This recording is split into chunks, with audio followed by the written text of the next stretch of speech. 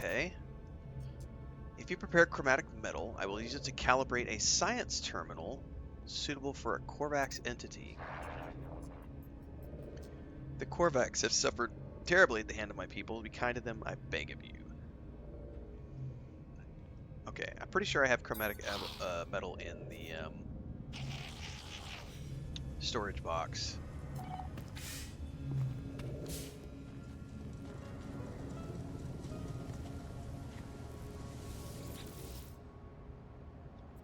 Yes, I thought I did. Now I have 30 there. That's refined from copper, which I definitely have more copper here. So we can do this from here, it looks like. Uncle Brett says, just saw your No Man's Sky Starfield video. I thought I'd check it out live. Well, welcome, welcome. Typically daily at 11 a.m. Central on YouTube and Twitch. Multi-streaming every single day. I'm a little early today. I think I'm early. I think I started like an hour early. Yeah, it's 10:15 my time. So 11:15 Central. I started about an hour early today. Sometimes I'll stream in the late afternoons around 5 or 6 Central. Not every day though. I did Friday. I did not last night. Typically Wednesday nights and Saturday nights I play World of Warcraft on the channel at 6 p.m. Central, like 6 to 8. And then outside of that I'm playing Red Dead Redemption 2 right now, just for fun. I'm about to dive in and do a quick Let's Play session around Call of Duty Modern Warfare 3 because that just came to Game Pass, which means I can go play the single player campaign now as part of my Game Pass subscription. It's about 6 hours long, so I'm going to go do that this week. That'll end up, I don't think I'll do that online. That'll just be an offline session that I'll upload as Let's Play sessions. And then we're currently working our way towards the launch of Star Wars Outlaws on August 30th. We'll be playing that live as a main game on the channel. But until that point in time, we're going to be doing No Man's Sky. I will be playing more World of Warcraft once we get close to the War Within launch, but that's August 22nd, so we've still got about a month to go. Lots of No Man's Sky for the meantime, and occasionally some other stuff. Correct. Exactly, Uncle Brett. Differences in games are not inherently better or worse. They are simply differences. Everybody's got preferences. I see way too many people. As an example, when I was playing my first and second playthroughs of Starfield, a lot of people made comments about how this game sucks. Not No Man's Sky, Starfield. They would say Starfield sucks because it doesn't have the ability to take off and land from planets like No Man's Sky does. Okay, so No Man's Sky does that better. Fair. No Man's Sky doesn't have voiceovers and narration and RPGs and RPG mechanics. So Starfield does that better. Neither one of those things means that the game is better or worse than the other game. It just means that they've chosen to focus on different things for their game and their audience. The other one was the loading screens. Way too many people got upset about loading screens in Starfield. I don't care. I don't mind loading screens because your screenshots in Starfield are your loading screens. So take a lot of screenshots and you're looking at your own cool shit when you have loading screens. And outside of that, they have animation sequences. I love animation sequences. Do you know how many times I've watched the Star Wars films since I was like, a 3-year-old kid? I never, ever, ever, ever will get tired of watching the Millennium Falcon land and take off from Tatooine and Endor and Cloud City and wherever and blah, blah, blah, blah, blah. I don't care. I really don't. It's a non-issue for me. So I just look at games and say, I'm here to have fun. I might criticize a couple of components of things, but I never hate games. I play games for fun. I play games to get enjoyment out of them, not to hate on them. And I traditionally don't make rage bait videos on my channel, so we pretty much try to focus on the fun things. What's up, Carlos? Starfield's never going to cut back on loading screens. That's just the way that they've built their game. So people just got to get over it. Like, learn to embrace the way that they've built their game. It doesn't matter that No Man's Sky does it differently. It doesn't matter that you can seamlessly go here That's the tech that this game has. That's not the tech that that game has. Wishing that that game had this game's tech is a lesson in futility because it's never going to happen. What Bethesda will hopefully do in the future is to look at what Cyberpunk 2077 did, and look at what No Man's Sky did, and look at what they're going to be doing with Light No Fire, and hopefully Bethesda will look at that and say, hey, that's a cool way to iterate. Let's figure out how to make our games do something different in the years to come. But there's no reason to nitpick a company just because they've built a game a different way. That's pointless. Just embrace it. Play it and have fun. I need 40 chromatic metal, which means I definitely need to take that copper. I got sidetracked. Yeah, I don't think there's very many games that I've hated either. There's games that I quit playing. Like, I did grab the copper. Most recently, I bought Final Fantasy VII Rebirth and enjoyed the first I enjoyed the first Final Fantasy VII remake that they did a few years ago.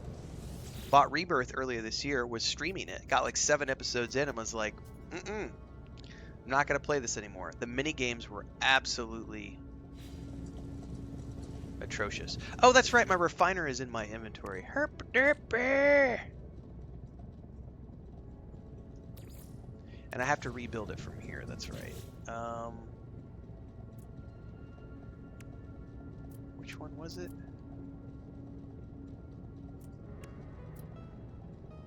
Portable refiner. I forgot that you could just rebuild them. That you don't have to take them from your inventory.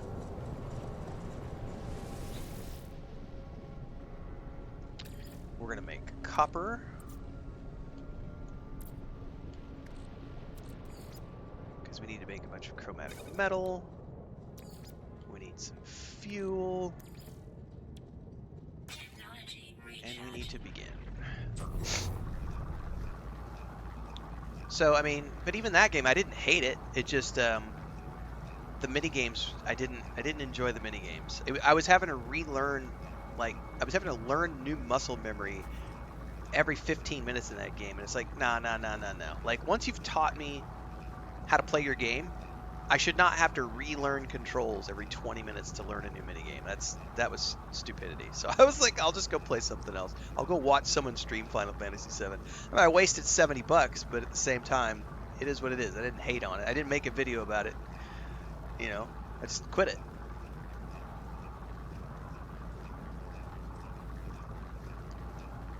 All right, we should stop processing. That should be enough.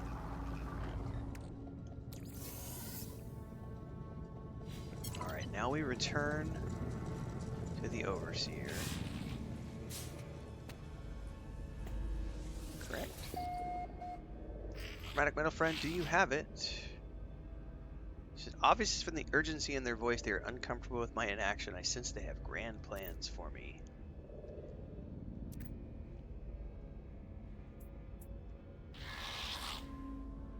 Okay. Am I supposed to do something with it?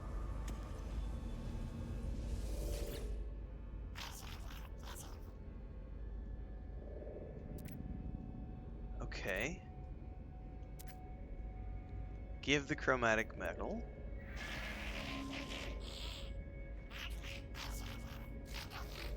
Finish the science terminal plans. Alright, I've now learned Science Terminal, which is a research station tailored to the needs of scientists and equipped for research and development of scientific blueprints. Magnetized ferrite, which I do have some of.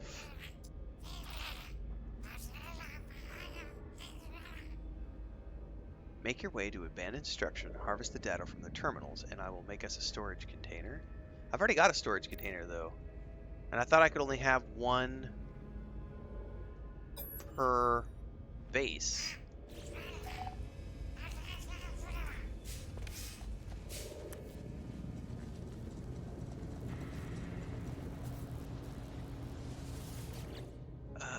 Magnetized ferrite. Use to build a science terminal.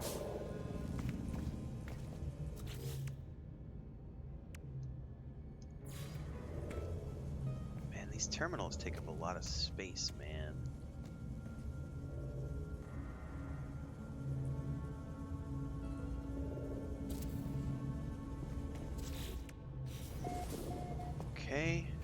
Oh, I gotta recruit somebody for the science terminal now. Hire a scientist from the Korvax space station. Korvax space station.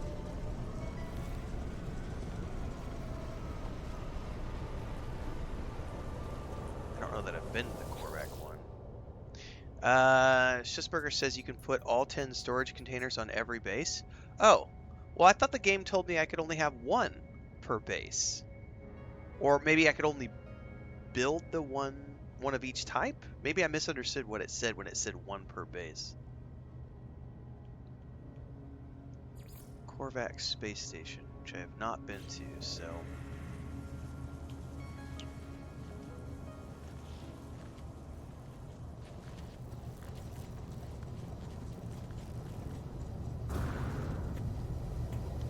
Oh, I think I'm out of fuel, though. Hold that thought. Pretty sure I'm out of fuel. Launch fuel, anyway. Which I don't technically need at the moment, but I better make some more. Starship launch fuel. Metal plating.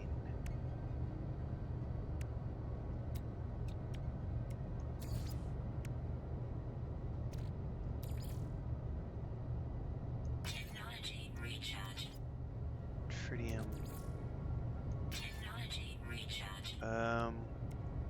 Hyperdrive probably needs some more. Let's make another warp cell or two.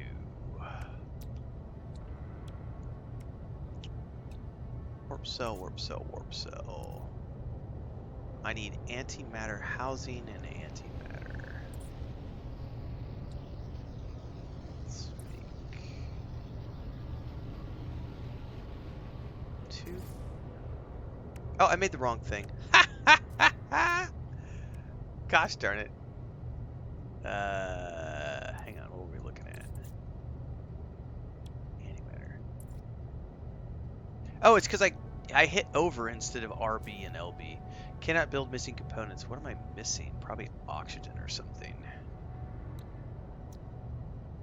Chromatic metal.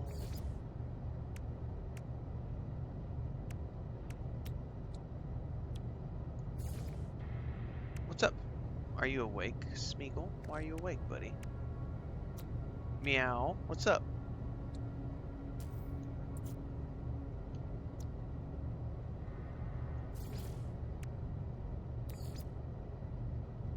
Technology recharge. What? Do you want to go up and say hi to everybody? Come here. You're gonna scratch my chair. Oh my god, you got big. Yes, you're a big baby. He's got to weigh like 7 or 8 pounds now. He's gonna chew my hair here in a second. Yep, there he goes. Smeagol. You ready to go outside? What's up, buddy? Yeah. You're a good boy. You're getting fat is what's happening. You need to go on a diet. Cat booty. Oh, no, hang on. Gotta get him down. He's scratching the back of my chair. I'll be right back.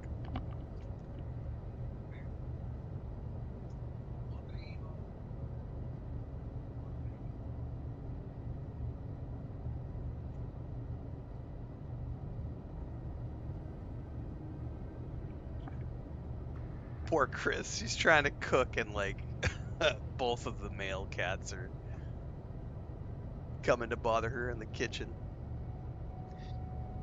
Beavis says you can select exactly how much material to put in your processor, so you need to hit stop pressing. It wouldn't let me earlier. It's for some reason the button to do. I can reduce numbers, but I can't increase numbers. I don't know if it's a bug with the Xbox version, but it's not. It's not. It has not been working the last couple of days. It was working on the PC version. But once I switched over to start playing on the Xbox with the World's Part 1 update, that is not working on the Xbox anyway. I can't seem to increase the number of materials to put in the processor, so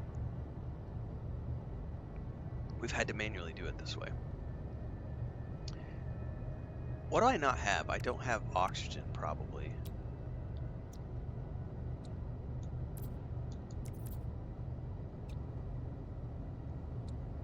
No, I do.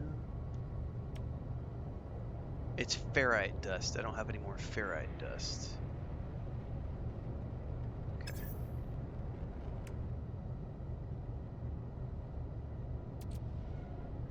I can analyze these things.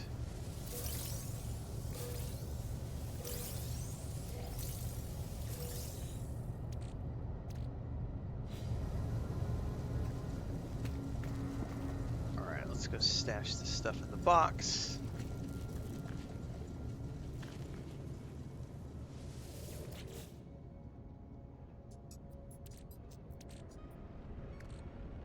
We'll stash that. Hold on, the tritium. Stash that.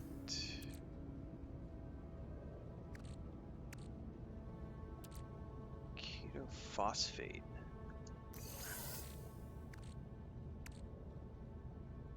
Ferrite dust. Oh, is that my ship inventory that we were just looking at? I bet it was. Yeah. Storage container. Storage container. Storage container.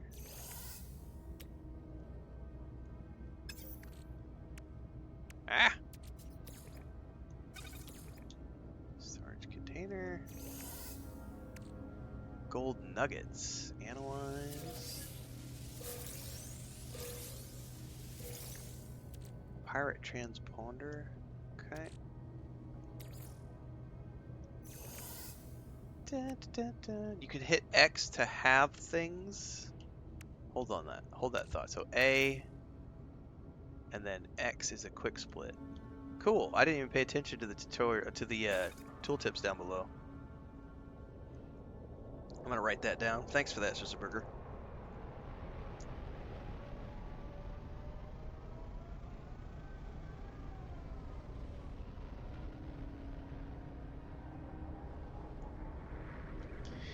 That's a good tip for me to have in the journal for later.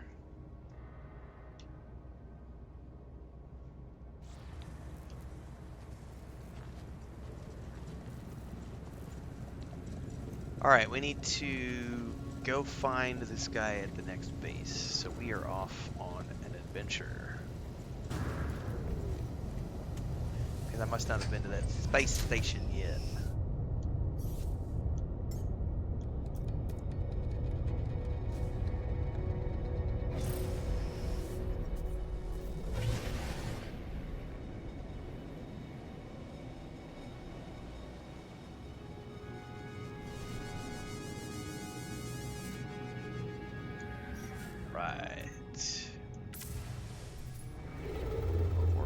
Space station. Over here. Warp.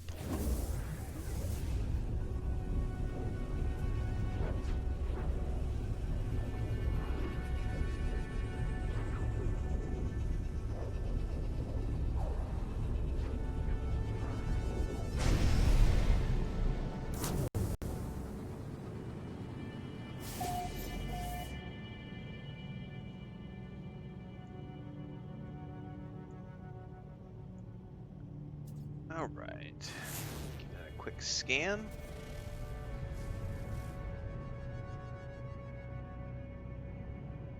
Extreme planets have very high hazard levels, collect highly valuable resources from deposits on the surface. What is this icon? Tritium rich. Does that mean I should, like, go over there and, like, blow it up? Hang on, did it, like, am I there already? Potential scientist recruit.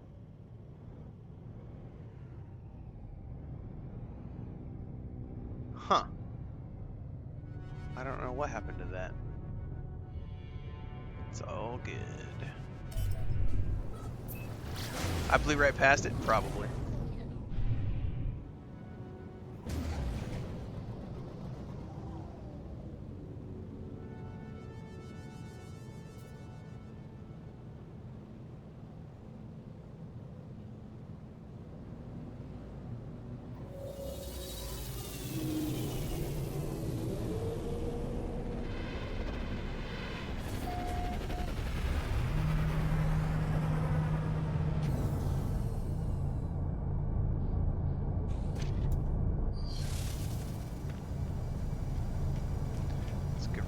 this guy.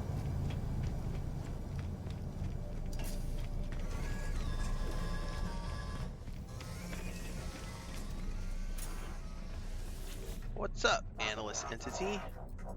I am free to explore, free to pursue my passion for structure analysis. Do you have a base, a science terminal? Think of all that might be done. This Corvax is happy, overjoyed to see me. They seem to have just completed some rite of passage for their species, necessitating them to go out into the universe and pursue their interests. The scientist offers to join my base if I provide them with a science terminal. Welcome aboard, sir. Scanning you while you sleep will be reward enough for me. That sounds kind of creepy, but okay. Can I also do the language stuff with you while you're sitting here? Nope. Alright. We need to go get our spacesuit upgrade.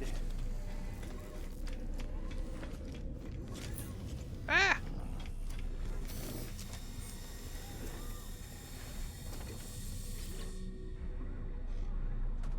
So 35,000 seems to be the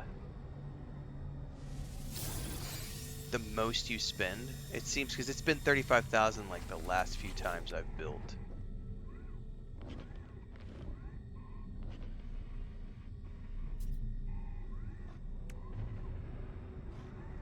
Is there a place you can see like your total, like how much you can actually carry? Like your total slots available? There's some weird highlighting here, but I don't see that it ever opens that up too much more. Am I only getting one square at a time every time I update? That'd be the other question to ask.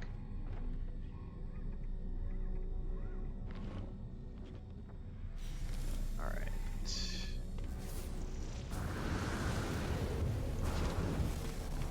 Let's go summon the anomaly, get our other upgrade.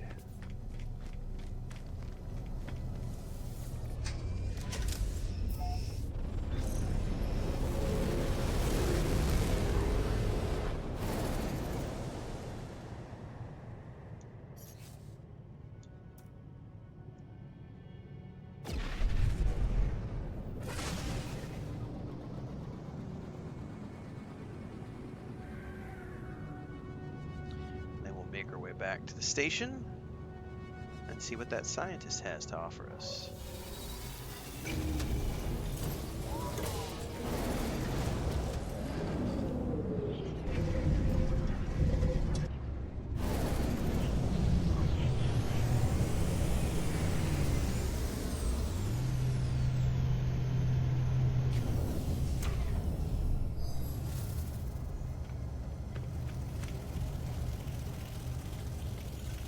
Look at that, man. Reminds me of Tron. It's gonna be interesting to see what they do with the third film. I quite enjoyed the second one they did, what, probably 10, 15 years ago now.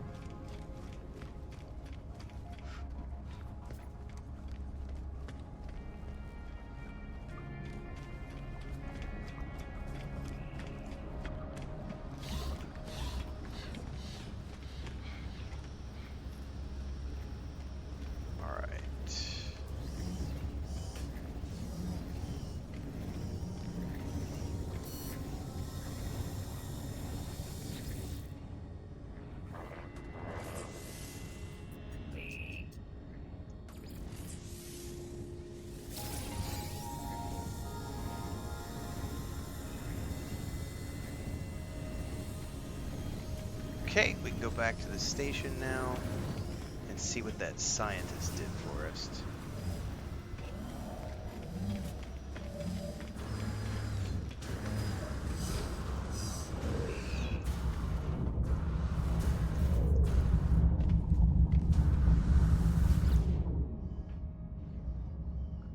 My bases.